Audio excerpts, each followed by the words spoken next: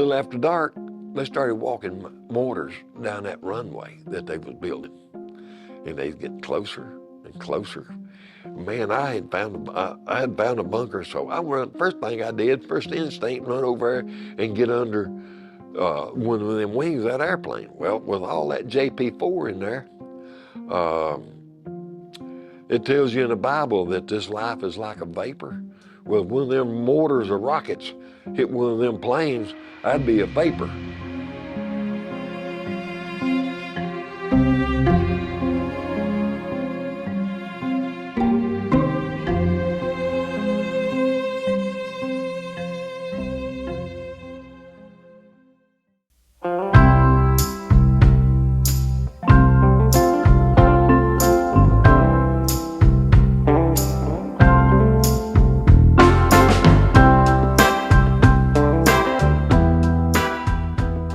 Started out basic training Fort Benning, Georgia at Harmony Church.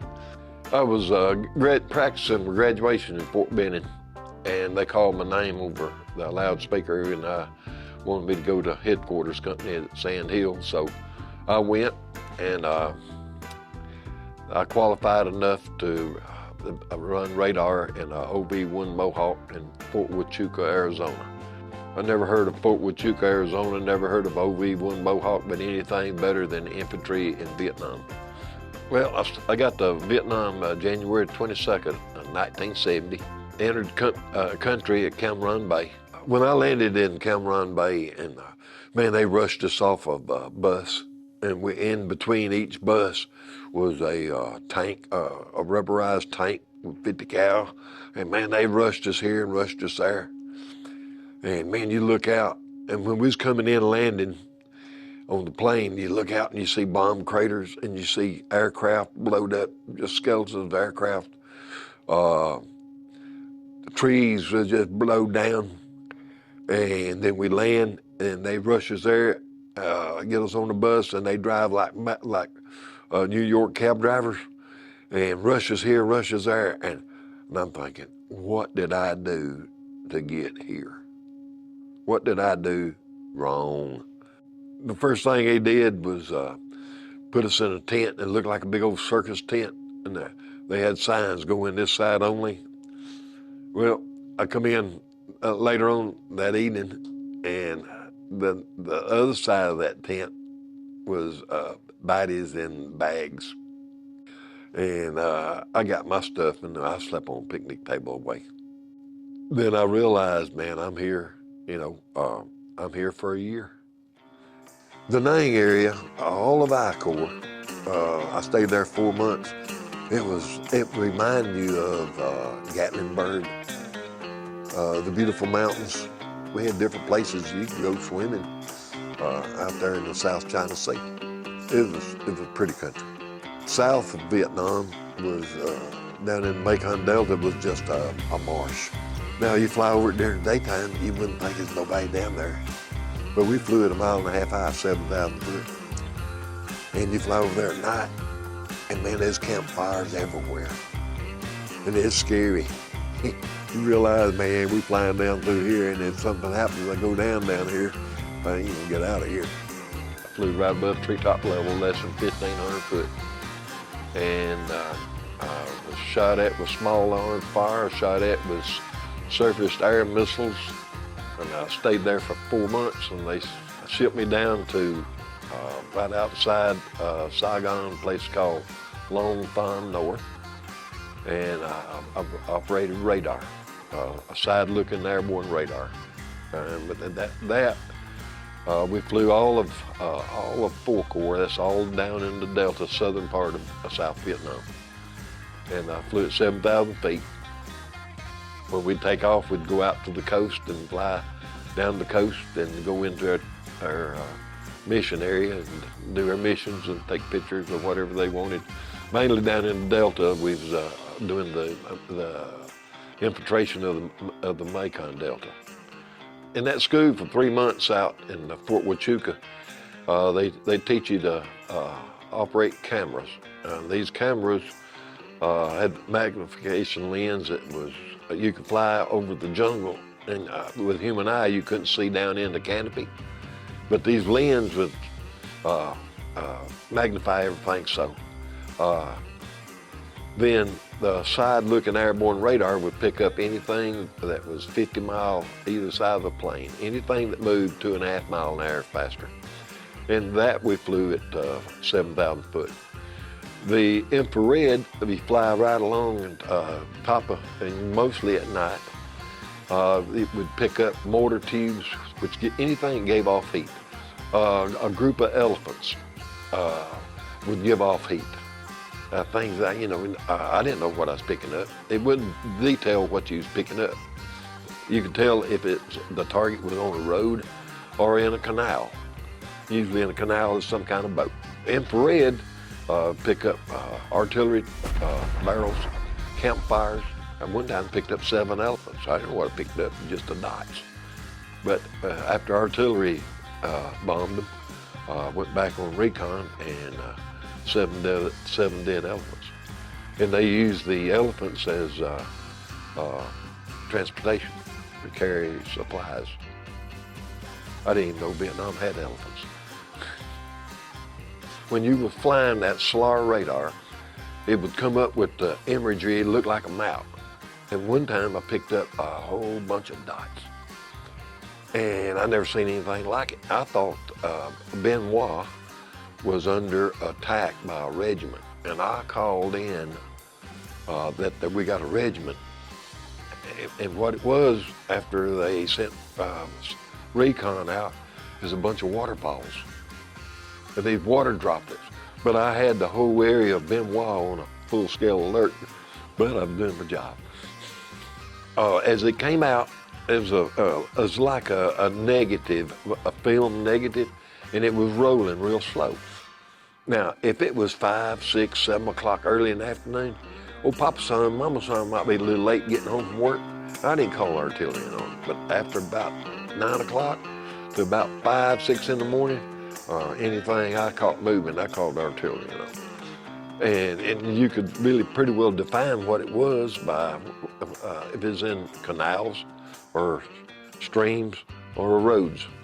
But if it's in the river, on them sandpans, they send out airplanes that had these big spotlights like we got at the fair.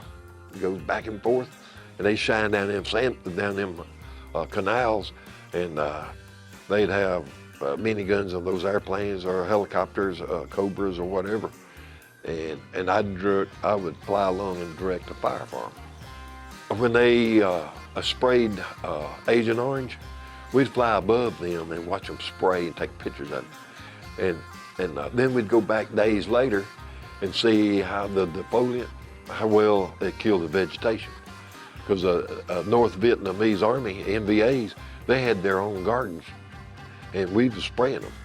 And a lot of times if they wanted to put in a new airfield, they go through there and spray it with Agent Orange to kill the foliant. Then they come in there with napalm, a big bomb, and blow it and just burn it. And Thousand Wonders, and I went back time and time again, take pictures of these places that they sprayed with Agent Orange, and man, all we didn't have air conditioning in the airplanes. We had just these little butterflies blowing air, fresh air on us. And Thousand Wonders, I don't have Agent Orange, because I was all around it. Down at Long Thanh North is a new base, and instead of building it in a circle, they built it in a triangle. That way you don't have to watch for 3 sides.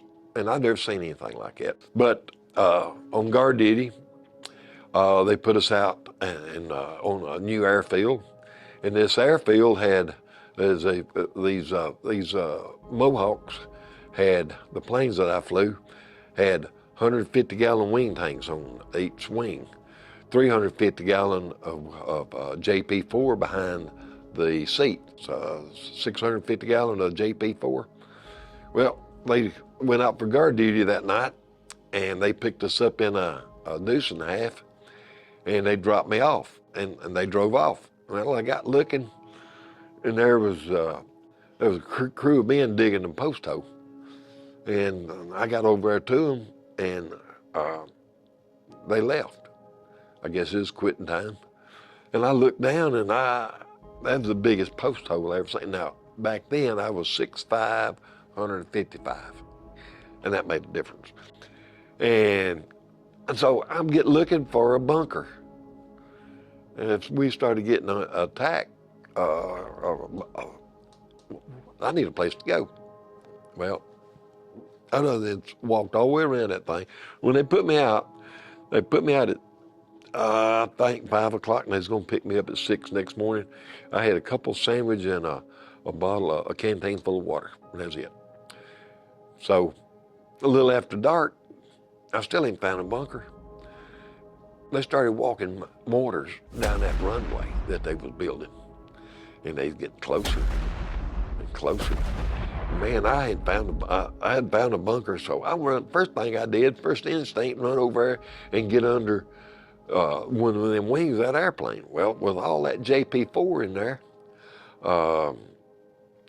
it tells you in the Bible that this life is like a vapor. Well, if one of them mortars or rockets hit one of them planes, I'd be a vapor. So I realized, hey, that's a wrong decision, boy. So I took off. I run up and looked in that telephone pole hole, and I said, they're gonna have to get a hole-in-one to get me in here. So I shucked my web gear, I had my canteen and my ammo pouch and everything. I shucked it, throwed my rifle down, held my hands up, just stepped in that hole, and I went down a long way. A lot further than I thought I'd go. I never did look to see how deep it was. Didn't really matter. Well, every time a mortar would hit, dirt would cave in on me. And I'm thinking, man, I'm there. I'm stuck. I don't know how many mortars hit, but every time one hit, dirt come in on me. Then it quit. They quit. Then every time all clear, a siren would go off. And I knew then they'd be coming out looking for me, maybe. And I heard them out there hollering for me, and I heard vehicles coming, and I'm screaming. I'm hollering. They come, and they thought it was funny. And they like to pull my arms off, but you know where I'm at today. And they walk mortars on both sides of me. And so I guess I made the right decision. I'm here, and I didn't get hurt.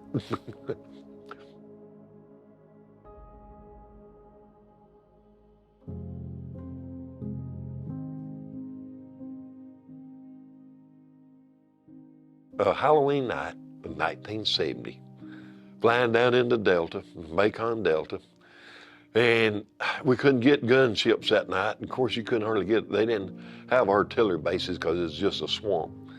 But they had the Navy sitting out. And man, the Navy, all you had to do was give them the coordinates, and they want something to do because they'd sitting out on that boat. And so all night, man, I'd call, and I'd find in sand pans up and down them canals. So we've been calling artillery in on them for an hour and a half to 2 hours, and I don't know how many people. Anyway, we at 7,000 foot, and we headed back. And Halloween night, right there at midnight, a full moon. My daughter was born August the 6th, and I was going to get to see her for the first time in Hawaii. And the pilot was going to drop me off at Thompson Newt Air Base, and I was going to catch a flight for the first time to see my daughter. And so we flying along and headed back, and we're still down in the Delta, and the lights started coming on, and I was losing the engine on my side. This plane was designed to land and take off on an aircraft carrier. The Navy designed that plane, the OV-1 Mohawk. When you took off, you'd feather those engines, the props, and then you throw the pitch in it, and then you'd take off like a max performance takeoff, where the jets have got a catapult to help sling them out. These planes had so much power, they'd take off. Well, when you come in for a landing, they reverse the props, and they just like the brakes, and they stop you. Well, we lost the engine. The engine quit. We shut it down, and they got a little, to keep it from catching fire, you had some fire retardant, and you pull this nozzle, and once you pull it, ain't no way that engine's gonna crank back. We was at 7,000 foot, we're losing 1,000 foot a minute. So in 7 minutes, we're down here, we're going down in a hornet's nest that I done stirred up all night. Every plane in Vietnam that was in touch with the flight controller at the base, and we have a little transponder. You have an emergency, and you hit this little button, and it sends out a bleep on the radar screen. And between me and the pilot, we was hollering Mayday, Mayday. And I mean, in just a snap of a finger, there was aircraft all around us, helicopters and planes, and they found an abandoned airfield for us to land in. There was these helicopters with landing lights lighting up this runway. We were flying 150 miles an hour, and we could see the lights, but we couldn't see the runway. We just taken for their word they knew where it was. And when we came in, and of course there's no way you could reverse the prop, because you did, it'd be like a top going around and around. So we went down, and it was like going down through a jungle. Limbs was hitting the windshield. Well, I knew I would never see. I knew I would never see my little daughter. You know, miraculously we stopped. As soon as we stopped, my prop on my side was dead, so I could get out.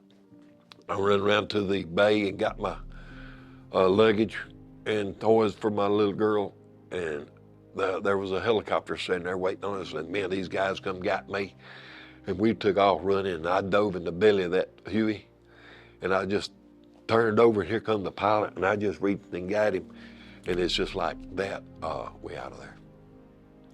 I don't remember us getting shot at, but American soldiers come and saved us.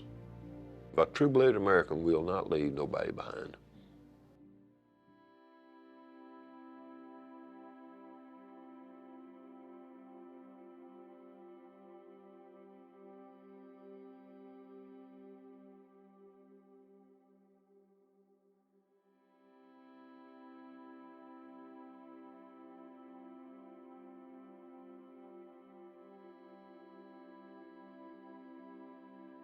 Coming home from Vietnam, not just me.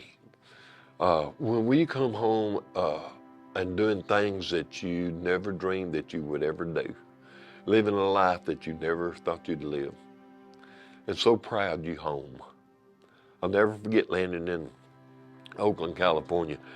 I didn't need no ladder on that plane. I kissed the ground. I'm glad that nobody mess with me. I'm over there for America. I was drafted. I didn't have a choice. I didn't volunteer. I went over there for us. And I'm not a hero, but don't come and spit on me and make fun of me. Not just me. We're not a hero. We don't want no special treatment. But don't come and make fun of us.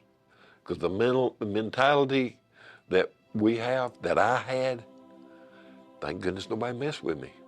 And I've done everything that a true-blooded American that loves his country and his fellow man, I've done everything. I went to a war zone. I put my life on the line for every American that loves their country. Raised 5 daughters, put them all through college, married them all off. I do the funerals for the veterans because they need to be honored. And I just want to be remembered as a guy that loved America and loved Americans.